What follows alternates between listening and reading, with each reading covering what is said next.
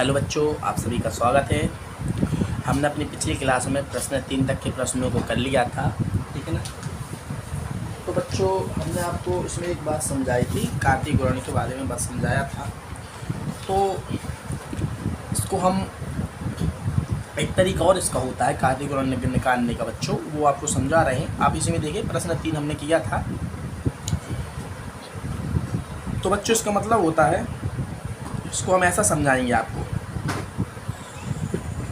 जो किताब की भाषा होती है उसके आधार पर समझाएंगे। उसके आधार पर भी समझो, और मैंने आपको जो बताया है वो भी आप कैसा भी कर सकते हैं। आपको अच्छा होगा कि जो जिस प्रकार से मैंने आपको समझाया उसी प्रकार से करें, ठीक ना बच्चों। तो इसको हम समझाते हैं, देरी किए बिना आप समझिए। देखो, ये हमारा जी सेट है, ये हमारा क्या है एच, इसको एच सेट मान लेते हैं, ठीक है ना बच्चों। जी सेट में हमारे कितने अवयव हैं? 2 अवयव हैं, 7 और हमारे 8। इसमें कितने अवयव हैं? हमारे एच में 3 अवयव हैं, 5, 4 और 2 बच्चों, ठीक है ना। तो हमारे कहने का मतलब है, जो हमारे जी है, जी के जितने भी हमारे क्या है अवयव हैं, क्या है एक्स। एक्स बिलोंग्स टू क्या है? जी है। यानी एक्स के प्रत्येक अवयव क्या है? एक्स है जी अपने आप में। 7 भी एक्स है, इसको भी जिस प्रकार से हमने बताया ना, किसी भी सेट को हम एक्स मानते हैं, आप कोई भी मान लो, बाय मान लो, तो हमें सेट हमने एक्स जी को एक्स मान ले, जितने इसके अंदर अवयव है। एक्स बिलोंग्स टू हमारा क्या कर रहा है? जी कर रहा है। इसी प्रकार से इसको भी लिख सकते हैं, Y belongs to G, sorry Y belongs to H.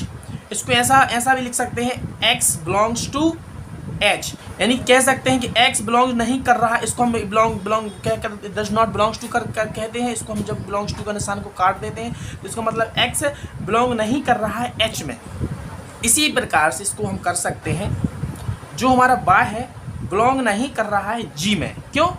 क्योंकि एक्स के जी के अवयव हमारे एक्स है और वाई के अवयव क्या है? हमारे एच है, सेट एच है। इसी प्रकार से बच्चों, हमने जो निकाला था, जो हमने आपको कार्तीय गुणन निकाला था, इसका मतलब क्या होता है, हमें पहले सेट से लेना है। पहले सेट में, तो पहले सेट को हम इन तीनों के साथ लिखेंगे, इसके साथ भी लिखेंगे, इसके साथ लिखेंगे, इसके साथ लिखेंगे। मैंने कैसा लिखा था आपको बताया था, लिख के बता रहा हूँ, ठीक है ना बच्चों। तो मैंने आपको फिर से बता रहा हूँ, मैंने हमने एक सेट बनाया है जी, इसको जी माना है, इसको एच माना है। जी के कितने? 7 और 8 हैं। इसमें क्या क्या है? 5, 4 और 2 हैं, ठीक है ना। तो हमने बताया है एक्स है पूरे अवयव जी के, और एच के अवयव वाई है, ठीक है ना। इनको माना है, और आपको हमने बता दिया है कि इसमें एक्स बिलोंग्स टू जी कर रहा है, और इसमें क्या कर रहा है? वाई बिलोंग्स टू इसमें एच कर रहा है। इसमें वाई बिलोंग्स टू नहीं कर रहा है जी, इसमें X does not belongs to H, ठीक है ना। इसमें एक्स एडजस्ट नहीं कर रहा है। तो अब देखो, हम इसको कार्तीय, जब इसका कार्तीय गुणनफल, कार्तीय जो गुणन निकालेंगे, कार्तीय गुणन, तो कार्तीय गुणन में हमने बदलना है, आपको हमने बताया क्रमित युग में लिखना है। तो एक्स का पहले इन तीनों के साथ करो, इसके साथ लिखो, इसके साथ लिखो, इसके साथ लिखो। तो कैसा लिखेंगे? 7 के साथ लिखना है, 7 के साथ पहले 5 लिख लो, 7 के साथ अब फिर 5 लिख जाने का, 7 के साथ 4 लिख लो, 7 के साथ 2 लिख लो, ठीक है ना। लिख गया ना। अब इसके बाद इसका लिख जाने पर अब हम 8 के साथ लिखेंगे, 8 के साथ 5 भी लिखेंगे, 4 भी लिखेंगे और 2 भी लिखेंगे। इसी प्रकार से जैसा लिखा, 8 5 लिख दो, 8 4 लिख दो, 8 2 लिख दो। तो बस हमारा ये बन गया है। इसको क्या किया था हमने?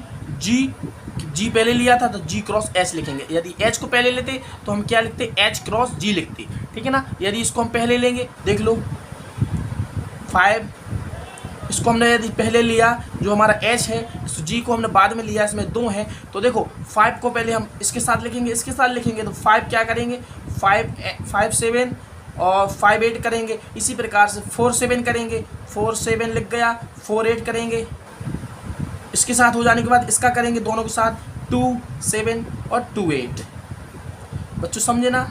तो इस प्रकार से हम कह सकते हैं एच क्रॉस जी निकाला है। तो इस प्रकार से भी निकालते हैं, आपको जिस प्रकार से करना है आप कर सकते हैं। इस प्रकार से जो मैंने आपको बताया था, इस प्रकार से करें तो बेहतर है, ठीक है ना। तो बच्चों, हम देरी किए बिना अपनी प्रश्न को करते हैं। प्रश्न हमने आपको 3 तक समझा दिए थे, प्रश्न 4 को हम करते हैं। तो प्रश्न 4 हमारा बहुत अच्छा प्रश्न है बच्चों, इसी के ऊपर है। तो प्रश्न 4 को हम पहले पढ़ लेते हैं। तो प्रश्न दूसरे 2 एक्सरसाइज 2.1 का हमारा प्रश्न चौथा है, पढ़ लेते हैं। बतलाइए कि निम्नलिखित कथनों में से प्रत्येक सत्य है अथवा असत्य है। यदि कथन असत्य है तो दिए गए कथन को सही बना कर लिखिए, ठीक है ना। सही बनाकर लिखना है, हमें बताना है कि यह कथन सत्य है कि असत्य है। तो बच्चों, पहला प्रश्न, पहला चौथे का प्रश्न पहला दिया गया है, लिख लो।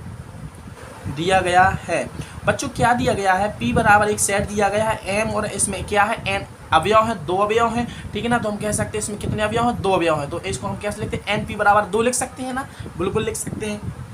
इसी प्रकार से Q बराबर हमें 2 अवयव इसमें भी है, N और M है। बच्चों बोला है कि P और Q बताना है, तो इसलिए ज्ञात क्या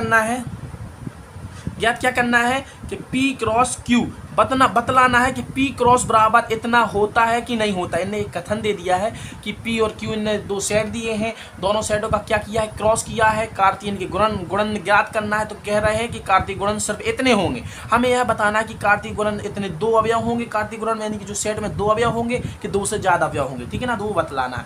यदि इससे ज़्यादा होंगे तो हम बोल सकते हैं कि यह कथन असत्य है, ठीक है ना। तो हमारा क्या है, हम कर रहे हैं, तो हम क्या है, P हमारा क्या है, M और N है, क्रॉस लगाएंगे, Q हमारा N और बच्चों M है, ठीक है ना।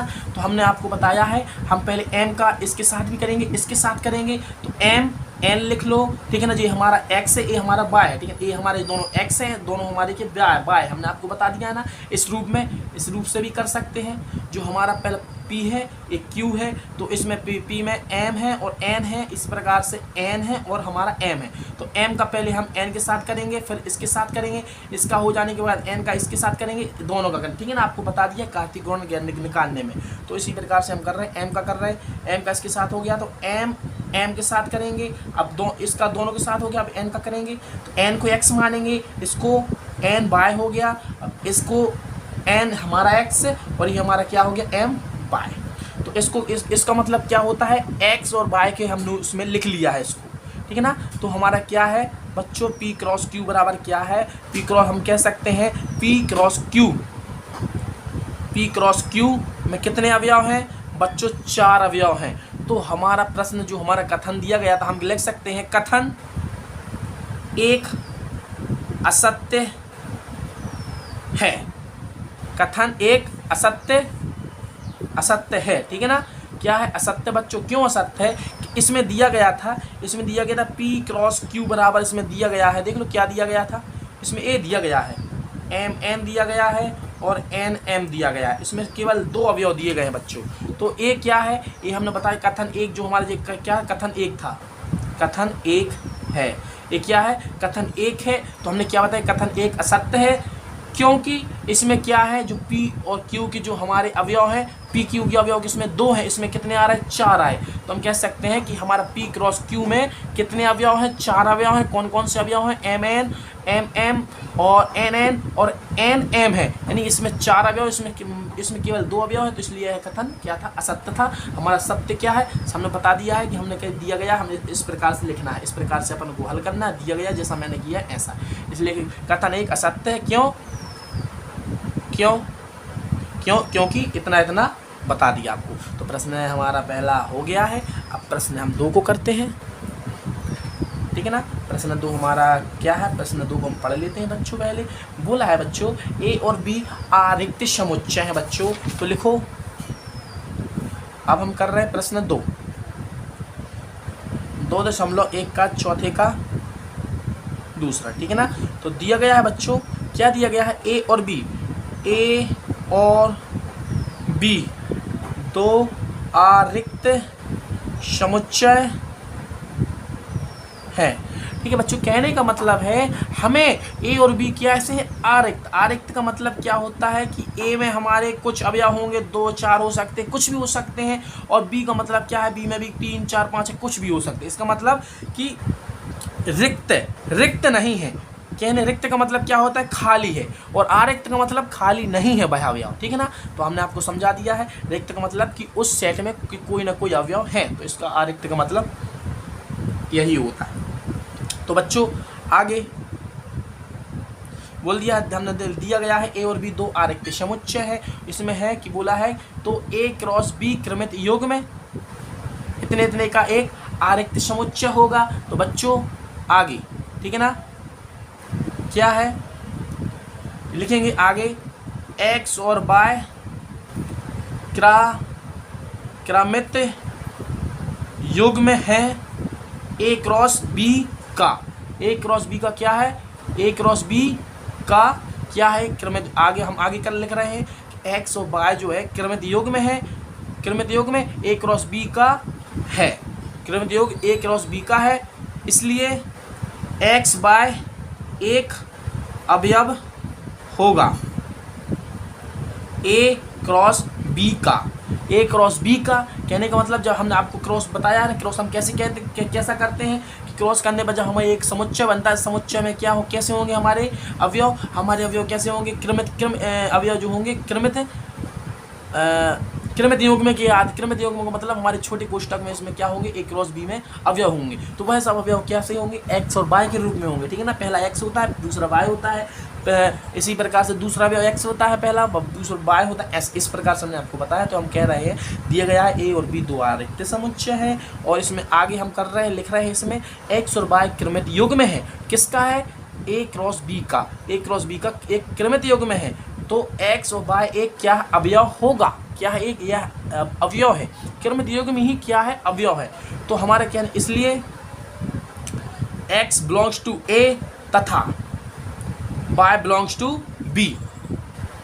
x बिलोंग्स टू हमारा क्या है, क्योंकि x बिलोंग काय में करेगा, सेट हमारे a में करेगा, और हमारा y बिलोंग काय में करेगा, सेट b में करेगा। तो इसलिए हमारा प्रश्न का आंसर इतना ही है, ठीक है ना। तो यह क्या है, यह बताना, इसको बताना है कि इतना है, इसलिए यह कथन सत्य है। प्रश्न में ऐसा ही तो दिया गया था बच्चों कि बोला यदि ए और बी आरिक्त समुच्चय है तो ए क्रॉस बी क्रमित युग्म में एक्स वाई का एक आरिक्त समुच्चय होगा। आरिक्त समुच्चय का मतलब होगा, कहने का मतलब बच्चों ए क्रॉस बी हमारा जो होगा इसमें कोई ना कोई अवयव होंगे, इसमें कोई ना कोई अवयव होंगे। जब तो इसमें बोला है कि एक्स और वाई, इसकी एक्स और वाई की जगह पर कोई भी अवयव होंगे, ठीक है ना, कोई भी अवयव होंगे। यानी कहने का मतलब ये आरिक्त समुच्चय है, रिक्त समुच्चय नहीं। तो वही लिखा है, यानी कि अपन कह सकते हैं यह कथन, इसलिए यह कथन सत्य है, ठीक है ना। प्रश्न 2 में अब इस क्लास में बस इतना ही, आगे मिलते हैं प्रश्न 3 में, ठीक है ना।